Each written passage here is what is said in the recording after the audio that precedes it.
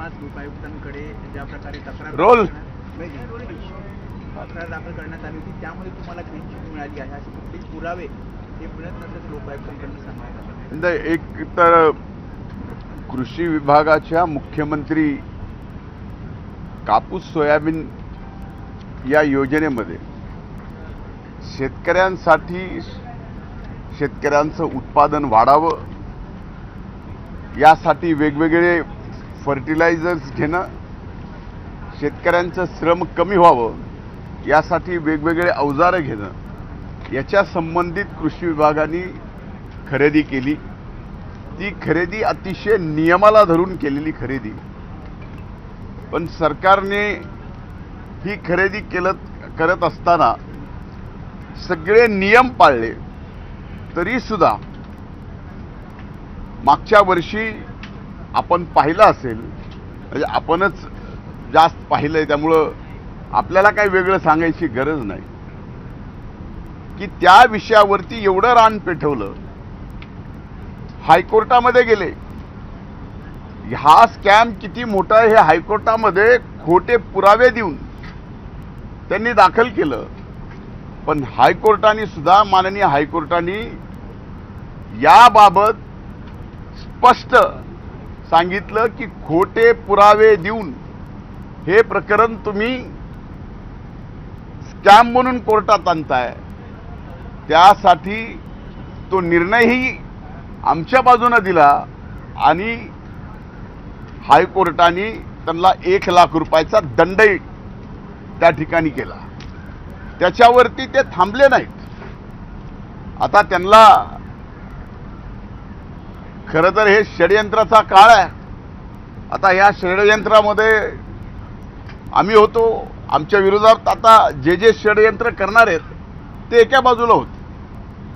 आता या षडयंत्राच्या काळात त्यांनी तिथं थांबले नाहीत, तर लोक आयुक्ताकडे हे प्रकरण आणलं आणि माननीय लोक आयुक्तांनी परवा दिवशी निकाल दिला की या प्रकरणात कसलाही घोटाळा नाही. हे अतिशय नियमाला धरून झालेली खरेदी आहे. म्हणून ज्यांनी अशा पद्धतीनं षडयंत्र करून माझ्यासारख्याचं अतिशय खडतर आणि संघर्षातून इथपर्यंत आलेलं एक कार्यकर्ता म्हणून अस्तित्व संपवायचा जे काय प्रयत्न चालू होता तो या ठिकाणी माननीय उच्च न्यायालयाने आणि माननीय लोक आयुक्तांनी या ठिकाणी दिलेल्या निकालामुळं खरंचे खरं, खोटंचे खोटं आज महाराष्ट्राच्या जनतेच्या समोर आलंय, आपल्या सुद्धा समोर आलंय. मी माननीय उच्च न्यायालयाचे, माननीय लोक आयुक्तांचे या ठिकाणी मनापासून आभार व्यक्त करतो आणि शेवटी सत्य हे जिंकत असतं हे पुन्हा एकदा न्याय व्यवस्थेने न्याय देऊन या ठिकाणी दाखवून दिला आहे. अंजली दमानी यांनी केलेले आरोप राजकीय षडयंत्राचा भाग होते असं म्हणतात. आता त्यांनी जे आरोप केलेले आहेत आजपर्यंत त्यांच्या पूर्ण जीवनामध्ये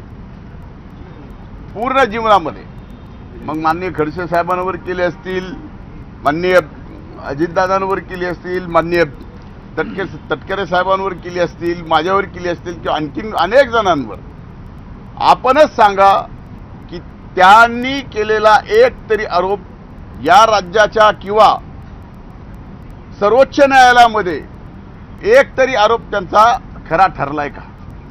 आता तर आरोप करायचे, जे आरोप केले त्याचे खोटे पुरावे द्यायचे. आता हे जर कोर्टात लक्षात येत असेल तर समजून घ्या की माझ्या बाबतीमध्ये किती मोठं षडयंत्र होतं. आजही या ठिकाणी षडयंत्र चालूच आहे. षडयंत्र बंद झालेलं अशातला भाग नाही, पण हा काळ असतो, हा काळ षडयंत्राचा आहे.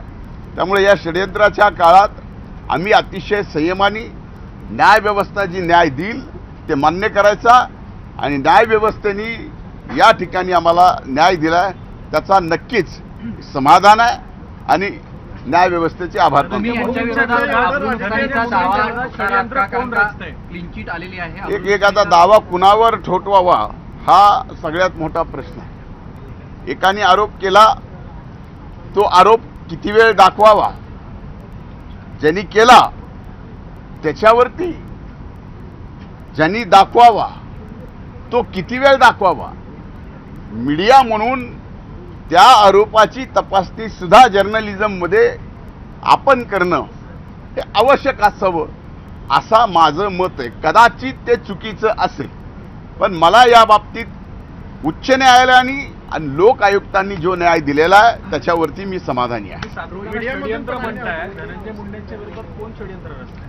आता एक लक्षात घ्या, स्पेसिफिक नाव स्पेसिफिक नाव षडयंत्रात कधीच देता येत नाही आणि ते त्याला व्यक्तीलाही माहीत नसतं. फक्त त्याला एवढंच कळत असतं की काहीतरी षडयंत्र आपल्या विरोधात चाललंय आणि हे एवढं वाईट चाललंय की हा धनंजय मुंडे त्यांना फक्त राजकारणातून संपवायचा नाही तर या पृथ्वी तलावून संपवला पाहिजे. अशा पद्धतीनं आपल्याला आठवत असेल, आपल्यापैकी अनेक जण असेल की ज्या वेळेस मी राज्याचा विरोधी पक्ष नेता होतो, शेतकऱ्यासाठी, शेतमजुरासाठी, शेतकऱ्यांच्या शेतीमालासाठी या सभागृहामध्ये 8-8 दिवस सभागृह चालू दिलं नाही. कर्जमाफीसाठी 8-8 दिवस सभागृह चालू दिलं नाही. नरड्यातून रक्त पडेपर्यंत हाच धनंजय मुंडे विरोधी पक्ष नेता असताना वरच्या सभागृहामध्ये शेतकऱ्यांसाठी लढला, रक्त ओकलं, न्याय मिळवून देण्याचा प्रयत्न केला. असे अनेक प्रसंग आहेत जे सांगता येतील. सलग 8 दिवस विधान परिषदेचं सभागृह मराठा आरक्षण मिळावं म्हणून मी या ठिकाणी 8 दिवस बंद केलं. त्या 8 दिवसात एवढी भाषणं केली की त्यावेळेस सुद्धा आमच्या आताडी सुजली, नरड्यातून रक्त पडलं, पण माघार हटलो नाहीत. अशा पद्धतीची लढाई धनगर समाजाच्या आरक्षणाची सुद्धा या ठिकाणी मी केलेली आहे. त्यामुळं एक कार्यकर्ता ज्यावेळेस सामान्य माणसाचे प्रश्न घेऊन त्याला जी जबाबदारी मिळते त्या जबाबदारीतून सोडवण्याचा प्रयत्न करतो. जबाबदारी बदलली की त्याचं रूप षडयंत्रामध्ये आणायचं आणि त्या षडयंत्रातून असा कार्यकर्ता जो तयार झालेला आहे त्याला पूर्णपणाचं संपवायचं काम या षडयंत्राच्या माध्यमातून करायचं.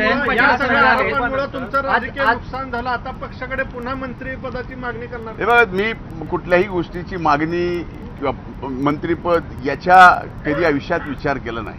मी कुठलीही महत्वाकांक्षा ठेवून इथपर्यंत आलेलो नाही. आज जयंत पाटील असं म्हटलंय की आता दादांची इच्छा होती विलिनीकरणाची, मात्र आता दादाच नाहीये, त्यामुळे विलिनीकरण होणार नाही असं त्यांनी स्पष्ट केलं. आता त्या बाबतीमध्ये मी बोलणं उचित नाही. आमचे मान्यवर नेते बोलतील. दादांच्या अपघातासंदर्भात आज पुन्हा एकदा रोहित पवारांनी एक आरोप केलाय की दादांच्या निधनापूर्वी, अपघात होण्यापूर्वी बारामतीच्या विमानतळाची रेकी करण्यात आली होती आणि त्यानंतर कुठेतरी मला हे कसं करतात माहीत नाही. आणि या सगळंच ते जे बोलतायत त्याची दखल बाकी सर्व व्यवस्थेने घ्यावी. आता याच्या पलीकडे काय बोलू शकत पण नाही. रोहित पवार हे आहे का, तथ्य आहे का, एवढे मुद्दे ते मांडतात? या सगळ्या गोष्टीमध्ये ते जे मांडतायत किंवा इतर जे मांडत नाही, आता जे इतर आहेत जे मांडत नाहीत त्यांना अनुभव जास्त आहे. म्हणजे काल उठून या ठिकाणी या विषयावरती मांडतायत, जे परवा दिवशी दादांच्या बाबतीत काहीतरी वेगळं बोलत होते. हा सगळा संभ्रम आहे. त्यामुळे मी यावर बोलणं उचित नाही असं मी समजतो. आपण रोहित पवार ज्या पद्धतीनं रोज वेगवेगळ्या पद्धतीचे दावे आणि काही गोष्टी समोर आणतायत, आरोप करतायत, तुमचं किती या गोष्टींवरती विश्वास आहे किंवा ह्या गोष्टींना काही तुमचा विश्वास आहे का रोहित पवार मांडतायत त्याच्यावर? मला या बाबतीत काही बोलायचं नाही. विश्वास अविश्वास हे बाकी जशा गोष्टी समोर आल्या ना तशा याबाबतच्या सुद्धा समोर येणार आहे. खरं कोण मांडत होतं, खरं कोण भांडत होतं आणि नेमकं त्याला खरं का खोटं काय पाहिजे होतं. Clean thank you. चिट दी गई है.